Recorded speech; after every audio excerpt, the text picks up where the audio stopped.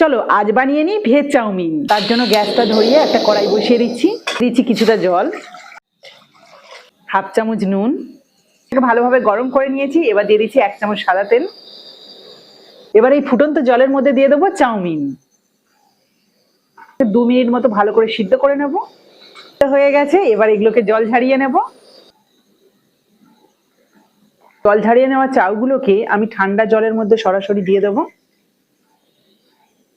আবার একইভাবে ঠান্ডা জল থেকে চাউগুলোকে তুলে নেব, অন্য একটা পাত্রে রাখবো।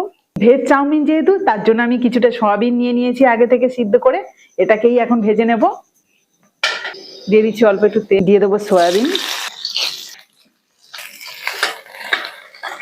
সয়াবিনগুলো অল্প একটু নুন দিয়ে ভেজে নেব।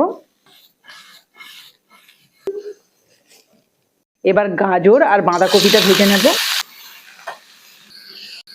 হালকা ভাজা হয়ে গেছে, এবার আমি এর মধ্যে দিয়ে দেবো কাঁচা লঙ্কা কুচি। এবার এটাকে সাইডে রেখে সিদ্ধ করে নেওয়া চাউমিনটাকে রেডি করব। দিয়ে দেবো তেল। এবার ওই গরম তেলের মধ্যে দিয়ে দেবো সিদ্ধ করে নেওয়া চাউমিন।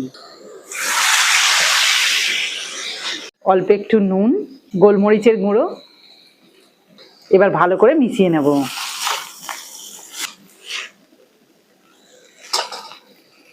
হালকা একটু ভেজে নিলাম।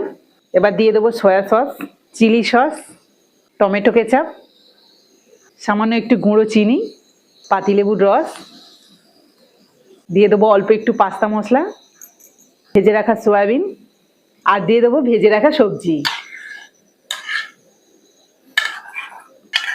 সমস্ত কিছু দেওয়ার পরে দেখো কতটা পরিমাণে হয়েছে।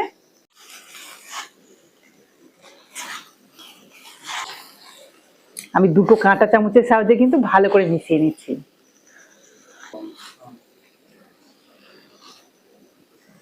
কয়েক মিনিটের মধ্যে ভেজ চাউ একদম পারফেক্ট ভাবে রেডি। চলো এবার আমি নামিয়ে নিই।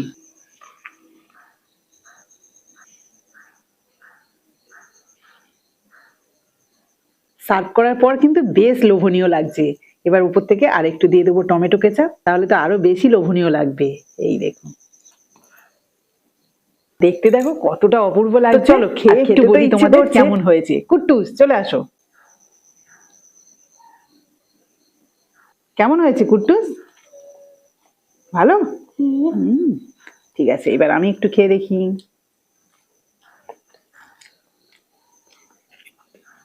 দারুণ খেতে।